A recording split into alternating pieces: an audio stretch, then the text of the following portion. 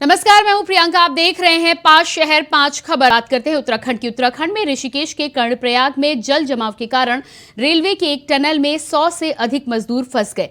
वहीं सूचना मिलने पर टनल में एसडीआरएफ और पुलिस की टीम पहुंची। आपको बता दें कि भारी बारिश के चलते टनल में जल जमाव हो गया था।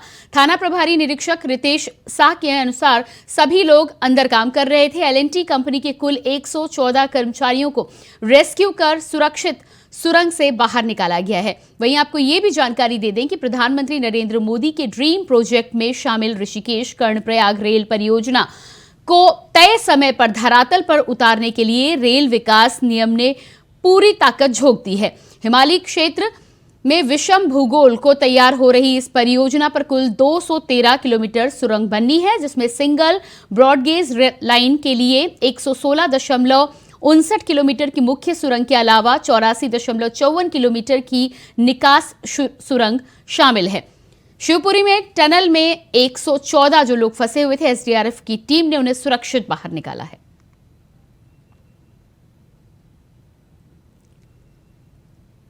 तो शिवपुरी की आप ये तस्वीरें देख पा रहे हैं, जहां पर बताया जा रहा है कि एल&टी कंपनी के 114 कर्मचारी यहां पर फंस गए थे, जिनको एसडीआरएफ की टीम ने रेस्क्यू ऑपरेशन चला के सुरक्षित बाहर निकाला है। आप तस्वीरें देख पा रहे हैं किस प्रकार से एसडीआरएफ के जो टीम है, एसडीआरएफ के जो जवान हैं, वो इन तमाम कर्मचारियों को बाहर निकाल रहे हैं। बताया जा रहा है कि सभी जो कर्मचारी वहां पर फंसे थे जल जमाव के कारण, उनको सुरक्षित बाहर निकाल लिया गया है।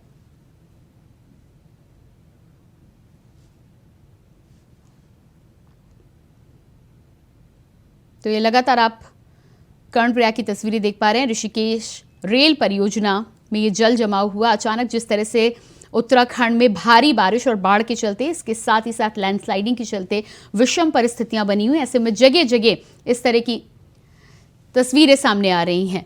कर्णप्रयाग से हमारे संवाददाता दीपक शाह हमारे साथ जुड़ चुके हैं। जी दीपक शाह, जिस तरह से ये घटना सामने आई है, तस्वीरें हम अपने दर्शकों को दिखा रहे हैं, किस तरह से एल&टी कर्मचारी सुरंग में फंस गए थे जहां जल जमाव हुआ था, क्या है पूरी जानकारी? शायद दीपक से संपर्क हमारा नहीं हो पा रहा है, एक बार फिर से संपर्क साधने की कोशिश करेंगे। इसी बीच आपको जानकारी दे दें कि टनल में 114 कर्मचारी फंसे बताए गए थे। तस्वीरें हम आपको दिखा रहे हैं, ये तस्वीरें उसी टनल की है जहां पर काम हो रहा था। बताया जा रहा है कि प्रधानमंत्री के ड्रीम प्रोजेक्ट को का काम समय पर पूरे कराने के चलते लगातार ये काम जारी है। मजदूर यहां पर काम कर रहे हैं। ऐसे में एल&टी कंपनी के 114 कर्मचारी काम करते हुए अचानक इस सुरंग में फंस गए थे, जिन्हें बाहर निकाला गया है। एक बार फिर से हमारे संवाददाता के साथ हमारा संपर्क स्थापित हो गया है। दीपक शाह हमारे साथ जुड़ चुके हैं। जी दीपक, एल&टी कंपनी के जो 114 लोग सुरंग में फंस गए थे, उनको लेकर क्या ताजा अपडेट है, क्या है पूरी जानकारी?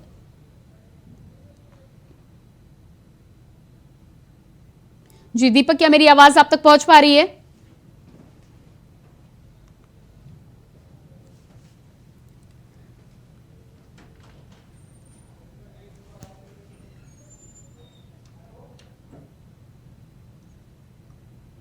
पांच शहर 5 खबर में बात करते हैं उत्तर प्रदेश में। उत्तर प्रदेश में 5 सितंबर को विधानसभा उपचुनाव होने वाला है, जिसके चलते समाजवादी पार्टी छोड़कर वापस आए दारा सिंह चौहान को बीजेपी ने घोसी विधानसभा सीट पर अपना प्रत्याशी बनाया है। दारा सिंह अपनी ही खाली सीट से दोबारा चुनाव लड़ने वाले हैं। वहीं समाजवादी पार्टी ने घोसी सीट पर सुधाकर सिंह को अपना उम्मीदवार बनाया है। आपको बता दें कि दारा सिंह चौहान 2022 के उत्तर प्रदेश विधानसभा चुनाव से पहले समाजवादी पार्टी में शामिल हुए थे और घोसी विधानसभा से विधायक बने थे। पिछले महीने ही उन्होंने पार्टी और विधानसभा से इस्तीफा देते हुए अपने घर वापसी की है, यानी कि भारतीय जनता पार्टी में वापसी की है। दारा सिंह चौहान पूर्वांचल के कद्दावर नेताओं में से एक हैं। दारा सिंह ने अपना राजनीतिक सफर बसपा से शुरू किया था। तो घोसी विधानसभा सीट की यदि हम बात करें, तो जिस तरह से दारा सिंह चौहान के भारतीय जनता पार्टी में शामिल होने के बाद से ही अटकलें बार बार ये लगाई जा रही थी कि आखिर क्या कुछ होगा। घोसी विधानसभा सीट से दारा सिंह चौहान ने इस्तीफा जरूर दिया है, लेकिन एक बार फिर से भारतीय जनता पार्टी के उम्मीदवार बनकर वो जनता के सामने जाएंगे। अब देखना यह होगा कि जिस सीट से वो समाजवादी पार्टी की ओर से विधायक बन के आए थे, उसी से भारतीय जनता पार्टी से चुनावी मैदान में तो हैं, लेकिन जनता इस पर क्या कुछ फैसला सुनाएगी। वहीं समाजवादी पार्टी की बात करें तो अब समाजवादी पार्टी ने सुधाकर सिंह को अपना घोसी विधानसभा सीट से उम्मीदवार बनाया है। माना जा रहा है कि पूर्वांचल में दारा सिंह चौहान की जो पकड़ है, जो कद है, वो काफी बेहतर है और भारतीय जनता पार्टी आने वाले समय में उसका फायदा भी उठाती नजर आएगी। लेकिन ये चुनाव कहीं ना कहीं एक परीक्षा हो सकती है।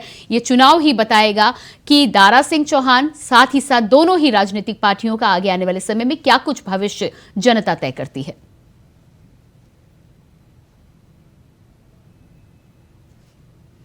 तो तस्वीरें आप लगातार देख पा रहे हैं। कुछ ही समय पहले की ये तस्वीरें हैं जब दारा सिंह चौहान भारतीय जनता पार्टी में शामिल हुए थे। समाजवादी पार्टी छोड़कर अपने घर वापसी की थी दारा सिंह चौहान ने 2022 में विधानसभा चुनाव से पहले। आपको बता दें कि समाजवादी पार्टी में शामिल हुए थे और घोसी विधानसभा सीट से समाजवादी पार्टी ने इनको अपना उम्मीदवार बनाया था। और इसी खबर पर हमारे साथ लखनऊ से संवाददाता आशीष वर्मा जुड़ चुके हैं। जी आशीष, दारा सिंह चौहान की यदि बात करें तो घोसी विधानसभा उपचुनाव की जो बात हो रही है उसमें एक बार फिर से जनता के सामने होंगे, लेकिन इस बार पार्टी बदली होगी। क्या कुछ ताजा अपडेट है? जी बिल्कुल, देखिए अगर बात की जाए जिस तरीके से दारा सिंह चौहान की बात की जाए तो दारा सिंह चौहान का जो राजनीतिक कैरियर रहा है वो बसपा से शुरुआत उनकी हुई है और बसपा में काफी लंबे समय रहे। फिर वो समाजवादी पार्टी में गए। समाजवादी पार्टी में जाने के बाद उन 2022 की अगर बात की जाए 2022 के विधानसभा चुनाव में जिस तरीके से दारा सिंह ने घोसी विधानसभा सीट से जीत हासिल की थी और अब जिस तरीके से बीते दिनों दारा सिंह ने भारतीय जनता पार्टी में कदम रखा और भारतीय जनता पार्टी की सदस्यता ग्रहण की गई और सदस्यता ग्रहण करने के बाद अब भारतीय जनता पार्टी से ही दारा सिंह चौहान घोसी विधानसभा से चुनाव लड़ेंगे। अभी बीते दिनों जिस तरीके से मुख्यमंत्री योगी आदित्यनाथ ने बैठक की थी और बैठक में केंद्र का भी नेतृत्व रहा है कि जिस तरीके से जो भी दल अलग अलग दल के लोग आए उन पर जो मंथन किया गया तो उसमें आप घोसी विधानसभा सीट से जिस तरीके से दारा सिंह चौहान भारतीय जनता पार्टी से चुनाव लड़ेंगे, ये सबसे बड़ी बात कही जा सकती है। क्योंकि देखिए जिस तरीके से चुनाव होने हैं 5 सितंबर को चुनाव होने हैं, 5 सितंबर को काउंटिंग होगी और 8 सितंबर को इसके नतीजे आएंगे। समाजवादी पार्टी ने भी अपने प्रत्याशी को अपना नाम घोषित कर दिया है और भारतीय जनता पार्टी ने भी अपने नाम का घोषित कर दिया। अब 8 सितंबर को देखना होगा कि जीत किसकी होती है। भारतीय जनता पार्टी की जीत होती है कि समाजवादी पार्टी की। इससे पहले जितने भी उपचुनाव हुए हैं उन उपचुनाव में से अगर नतीजे देखे जाए तो उसमें कहीं ना कहीं भारतीय जनता पार्टी का जो परफॉर्मेंस रहा है वो काफी अच्छा रहा है। भारतीय जनता पार्टी हर उपचुनाव में जीत हासिल करती दिखाई दी है और एक बार फिर से जब चुनाव हो रहे हैं घोसी विधानसभा सीट पर वो देखना होगा कि किस तरीके के रहते हैं। भारतीय जनता पार्टी से दारा सिंह की जीत होती है कि जो समाजवादी पार्टी के जो प्रत्याशी का नाम घोषित किया गया उसकी जीत, ये देखना। जी बिल्कुल आशीष, जिस तरह से आपने यहाँ पर समीकरण बताया है, यहाँ पर उपचुनाव में खास बात यह है कि दारा सिंह चौहान की यदि बात कही जाए तो पूर्वांचल के कद्दावर नेता माने जाते हैं, लेकिन विधानसभा चुनाव की यदि बात करें तो समाजवादी पार्टी से उतरे थे और जनता ने उन्हें चुना था। अब आपको क्या लगता है कि कुछ ही समय में 1 महीने पहले उन्होंने अपनी विधानसभा से इस्तीफा दिया है, जनता के सामने एक बार फिर से जा रहे हैं, तो क्या लगता है आपको उनका चेहरा हावी होगा या पार्टी हावी होगी? देखिए जिस तरीके से अगर दारा सिंह की बात की जाए तो दारा सिंह ने जैसे समाजवादी पार्टी से कुछ दिन पहले इस्तीफा दिया और इस्तीफा देने के बाद वो जो घोसी विधानसभा सीट है वो खाली हुई और उस पर उपचुनाव होने। देखिए उपचुनाव जब सीट खाली हुई तो जाहिर सी बात है उपचुनाव होने है और भारतीय जनता पार्टी के उससे अब दारा सिंह फिर से एक बार उसी से चुनाव लड़ेंगे तो जाहिर सी बात है दोनों चीजें देखने वाले होंगी। पहले जिस तरीके से समाजवादी पार्टी में रहे और समाजवादी पार्टी के टिकट पर चुनाव लड़े थे और उन्होंने जीत हासिल की थी, क्योंकि अगर बात की जाए दारा सिंह की तो घोसी समाज के एक बड़ा चेहरा माना जाता है। फिलहाल ये तो अब 8 सितंबर को पता चलेगा कि जीत किसकी होती है, किसकी हार होती है। तो दोनों ही प्रत्याशी अगर देखे जाए तो मजबूत कहे जा सकते हैं अपने अपने क्षेत्र में। तो ये अब देखना होगा कि 8 सितंबर को कि दारा सिंह जिस तरीके से बिल्कुल आशीष जी आशीष, इस तमाम जानकारी के लिए आपका बहुत बहुत शुक्रिया। तो 5 शहर 5 खबर में अब बात करते हैं अगली खबर की। स्वतंत्रता दिवस के मौके पर ऐतिहासिक लाल किले में प्रधानमंत्री मोदी के राष्ट्र ध्वज फहराने और उसके बाद परेड समेत झांकियों के कार्यक्रम के लिए जहां तैयारियों को अंतिम रूप दिया जा रहा है तो वहीं सुरक्षा व्यवस्था की भी पूरी तरह से उसे चाक चौबंद रखा जा रहा है। कड़ी सुरक्षा निगरानी के साथ कई चीजों पर प्रतिबंध भी लगाया गया है जिससे आजादी के जश्न का कार्यक्रम निर्बाध तरीके से संपन्न हो सके। इसके लिए जमीन से लेकर आसमान तक लाल किले की अभेद सुरक्षा व्यवस्था की गई है। राजधानी दिल्ली हमेशा से आतंकियों के निशाने पर रहती है। ऐसे में स्वतंत्रता दिवस और गणतंत्र दिवस जैसे सार्वजनिक समारोह के मौके पर ये आतंकी घटनाओं को अंजाम देने के लिए कुछ ज्यादा ही सक्रिय हो जाते हैं। एक तरफ जहां एजेंसियां जमीनी स्तर पर सुरक्षा व्यवस्थाओं को पुख्ता कर ऐसी किसी भी प्रकार की गतिविधि को नाकाम करने में लगी हुई हैं, तो वहीं सुरक्षा के लिहाज से कई तरीके के प्रतिबंध भी लगाए गए हैं। आजादी के जश्न के पहले अचूक सुरक्षा, राष्ट्र प्रथम, सदैव प्रथम, अचूक सुरक्षा, नया हथियार, लाल किला पर नई दीवार, ये तमाम जो स्लोगन है ये भी नजर आ रहे हैं। और इसी खबर पर हमारे साथ न्यूज रूम से हमारे सहयोगी नितिन चौधरी जुड़ चुके हैं। फोन पर हमारे साथ हमारे सहयोगी नितिन चौधरी जुड़ चुके हैं। जी नितिन, जिस तरह से यदि बात की जाए 15 अगस्त के जश्न की तमाम तैयारियां हो रही हैं, लेकिन सुरक्षा को लेकर भी तमाम व्यवस्था चौक चौबंद रखी गई है, क्या है ताजा अपडेट? देखिए प्रियंका, बिल्कुल जिस तरीके से 15 अगस्त को लेकर सुरक्षा जो है चौक चौबंद रख दी गई है। अभी से तैयारियां जो है शुरू हो गई हैं। गाड़ियों को चेक करा जा रहा है। सभी बॉर्डर पे जो है पुलिस फोर्स तैनात कर दी गई, क्योंकि 15 अगस्त का माहौल को देख कर जिस तरीके से 15 अगस्त मनाया जाएगा, तो उसमें किस तरीके से जो है लोगों से जो है अंदर जाने की परमिशन दी जा रही है। और साथ ही पुलिस दिल्ली पुलिस की बात की जाए तो दिल्ली पुलिस जो है रोक रोक के वाहनों को चेक कर रही है। लगातार हर चीजों को, उनके जो डॉक्यूमेंट्स हैं उन्हें चेक कराया जा रहा है, क्योंकि 15 अगस्त जो एक बड़ी महत्वपूर्ण तरीके से यहाँ मनाया जाता, देश को आजादी का वो मनाया जाता। लेकिन उसके बाद प्रधानमंत्री की सुरक्षा भी जो है काफी बढ़ा दी गई है। उसके लाल किले के आसपास जो है दिल्ली पुलिस जो है इंडिया तमाम फोर्स ऐसी लगा दी गई है, क्योंकि जिस पर देखा जाता है कि इस तरीके से क्यों 15 अगस्त है और 15 अगस्त की तैयारी जो है काफी जोरों से है, तो दिल्ली पुलिस अभी से चौक चौबंद जो है सुरक्षा व्यवस्था में लगा दी गई है। जी बिल्कुल नितिन, जिस तरह से सुरक्षा व्यवस्था की यदि हम बात करें तो उसको लेकर एजेंसियां कितनी अलर्ट है? क्योंकि जिस तरह से हरियाणा के नूह में घटना हुई है और उसके बाद अब 15 अगस्त का समारोह होना है, तो एजेंसियों को क्या हिदायत दी गई है? देखिए, बिल्कुल बात की जाए एजेंसियां को लगाकर जो है यहाँ पर फोर्स अभी से तैनात कर दी गई है 15 अगस्त को, क्योंकि न्यू में जो हिंसा हुई है उस हिंसा की घटना को देखते हुए भी जो है यहाँ पर पहले से सुरक्षा जो है चौक चौबंद है। क्योंकि बात की जाए दिल्ली पुलिस की, तो बॉर्डर जितने भी सटे हुए हैं, हरियाणा से हो या कोई सा भी बॉर्डर हो, उस बॉर्डर पर पहले ही चौक चौबंद कर दी गई है, क्योंकि वीआईपी गेस्टों को भी आने की जो मंजूरी यहाँ पर दी गई है। क्योंकि 15 अगस्त पे कल सुबह से जो है तिरंगा फहराएंगे देश के प्रधानमंत्री नरेंद्र मोदी, तो उससे साफ तौर पर कह दिया गया है कि आखिरकार कोई भी किसी प्रकार की यहाँ पर कोई दिक्कतें ना हो, सुरक्षा में कोई चूक ना हो जाए। तो सुरक्षा चूक को देखते हुए पुलिस फोर्स पहले से अलर्ट कर दी गई है। चप्पे चप्पे पर एजेंसियां भी जो लगाई गई है, बाहर से पुलिस फोर्स मंगाया गया, और जो यहाँ पर जो है बटालियन की जो फोर्स है वो यहाँ पर अभी से सुरक्षा में तैनात कर दिए गए हैं। और बताया जा रहा है कि साथ के साथ कि इससे बड़ी जो सुरक्षा है, एजेंसिया को बाहर से बुलाया गया, क्योंकि जिस तरीके से देखा जाता है कि न्यू में इतनी बड़ी घटना हुई है, उस घटना को कैसे फिर कोई हिंसा ना हो, तो उस हिंसा को देखने के लिए भी अभी से वहां पर जो है चौक चौबंद कर दी गई। जी बिल्कुल नितिन, इस तमाम जानकारी के लिए आपको बहुत बहुत शुक्रिया। तो जिस तरह से हमारे संवाददाता नितिन जानकारी दे रहे थे, 5 शहर 5 खबर में अब बात करते हैं 5वीं खबर की। विवाह के नाम पर ठगी के मामले में लगातार बढ़ते जा रहे हैं। संभल के चौदौसी आलमपुर गांव में शादी का झांसा देकर ठगी का मामला सामने आया है। एक रात रुकने के बाद दुल्हन अपने 2 साथियों के साथ फरार हो गई। वहीं पीड़ित दूल्हे ने थाने में जाकर अब इस मामले की तहरीर दी है। 1 लाख नगद समेत शादी के बहाने करीब 2 लाख की ठगी का आरोप दूल्हे ने लगाया है। दूल्हे ने ठगी के खिलाफ पुलिस से न्याय की गुहार भी लगाई है। तो संभल से ये मामला सामने आया है, जहां पर बताया जा रहा है कि शादी के बाद 1 दिन के बाद दुल्हन करीब 2 लाख रुपए का सामान लेकर अपने 2 दोस्तों के साथ फरार हो गई।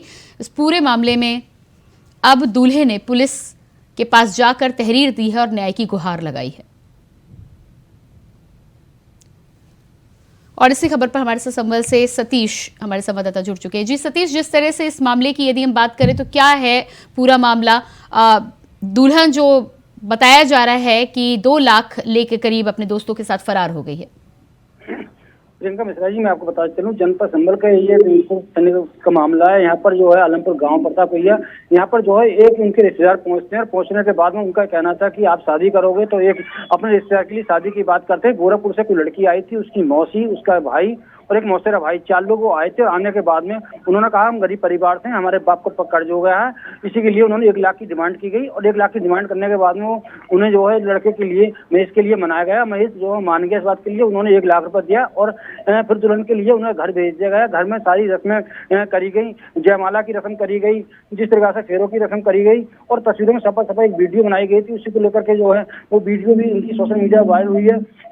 इस मामले में रात को दुल्हन रुकी और दुल्हन के बाद में खाना पीना हुआ और खाने पीने के बाद में वो कह रहा था मुझे जो है नशीला पदार्थ खिला दिया और नशीला पदार्थ खिलाने के बाद मुझे नहीं पता क्या हुआ। वो कह रहा था कि मेरे कुछ भैंस के पैसे और जो है घर में चीज बचती उसने अपने कब्जे में ले ली और सुबह कहने लगी कि मुझे शॉपिंग कराने बाजार ले चलो। जब शॉपिंग कराने बाजार लेके गए तो उन्होंने कुछ जो कपड़े खरीदे बाजार में। कपड़ा खरीदने के बाद में कई खाने पीने का उन्होंने जो आइसक्रीम खाई और गोलगप्पे खाए। उसके बाद में जो दूल्हा महेश है वो जो है वहाँ पहुंचता है और जो वो पैसे देने वहाँ लग जाता है। तो तभी 2 मोटरसाइकिल पर 2 युवक आते हैं और उसे तुरंत बैठा के वहाँ से फरार हो जाते हैं।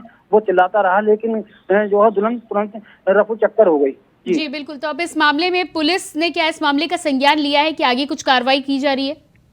जी बात की जाए तो वो तहरीर लेकर के जो कोतवाली पहुंचा, अभी तक इसमें कोई कार्रवाई नहीं की गई है। जब इस मामले में पुलिस से हमने बात की गई तो पुलिस का कहना है कि हमारे कोई भी उनकी तहरीर नहीं आई है। और बात की जाए तो जिस तरीका से जो है मामला सामने आया है, अब पुलिस कहती है कि तहरीर मिलेगी तो उसके आधार पर कार्रवाई की बात करने की बात कर रहे हैं। जी बिल्कुल। इस पूरे मामले में जिस तरह से बताया जा रहा है कि दुल्हन के साथ उसके 2 रिश्तेदार भी शामिल थे, क्या बाकी अन्य लोग भी परिवार के आए थे शादी में और क्या उनसे भी पूछताछ या उनसे जानकारी ली जा रही है या दूल्हे ने क्या उन पर भी आरोप लगाया है? जी मैं बता दूं, जिस तरह से वहाँ बात की जाए तो दूल्हे के जो साथ में आए थे वो पैसे लेकर जब भी फरार हो गए थे और 3 बिचौलियों ने वो साजिश कराई थी उनके खिलाफ में उन्होंने तहरीर दी गई है।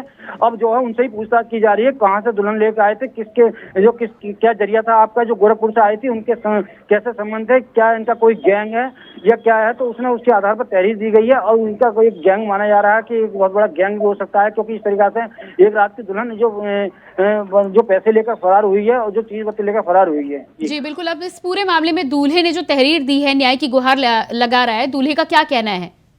दूल्हे का कहना है या तो मेरी जो है जो दुल्हन है वो मुझे वापस मिल जाए या मुझे पैसा लेके गए और चीज बत लेके गए मुझे वो पैसा मिल जाए। लेकिन अभी तक कोई भी उसकी कार्रवाई की बात की जाए या उनसे बिचौलिए बात की जाए तो वो जो तीनों उसके रिश्तेदार हैं और अभी तक कोई भी सुनवाई नहीं कर रहे हैं। जी इसके अलावा जिस तरह से आपने यहाँ पर अंदेशा जताया है कि एक गिरोह भी हो सकता है जिसके तहत इसकी कार्रवाई की जाए, क्या इस तरह की घटनाएं पहले भी इससे पहले आती रही हैं? कोई सूचना मिली है अभी तक आपको?